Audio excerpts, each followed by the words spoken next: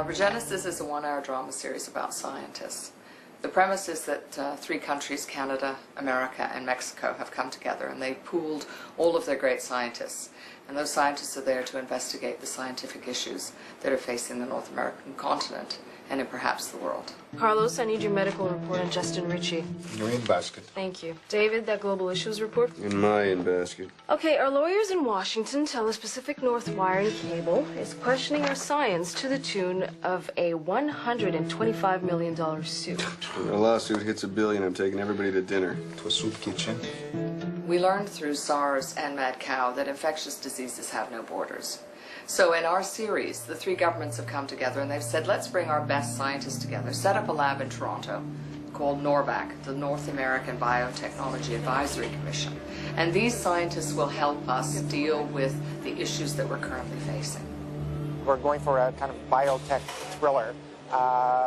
We have a team, a crack team of scientists who, both in the lab and outside the lab, are trying to solve stories that we see in today's headlines. How low is the hemoglobin? It varies. You can look at the charts. Basically higher in patients in the 20 to 40-year-old range. Flu-like symptoms at first, worsens over the course of 24 hours. Runny nose, aches and pains, in some cases diarrhea.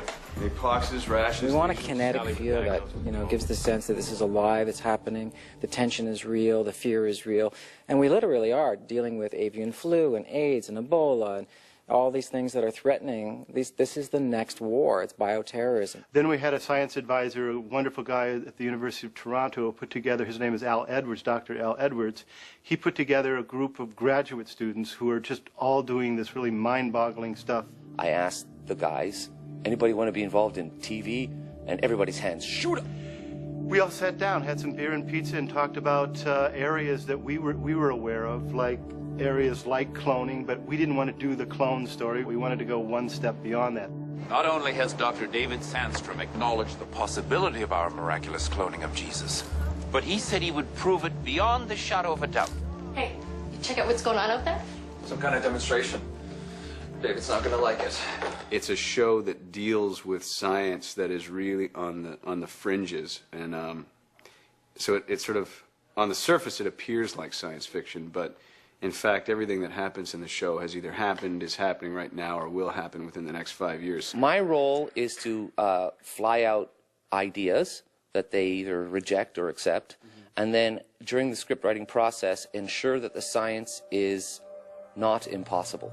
But it was so well written, and some of the stuff was so shocking that I just flew through it and just couldn't wait. And at that point, I got really excited about the project because I thought if they can realize this, actualize it somehow, it's going to be incredible.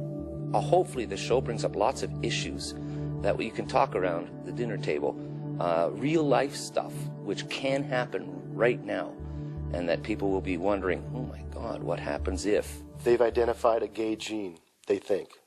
They can knock that out. Would you knock that out?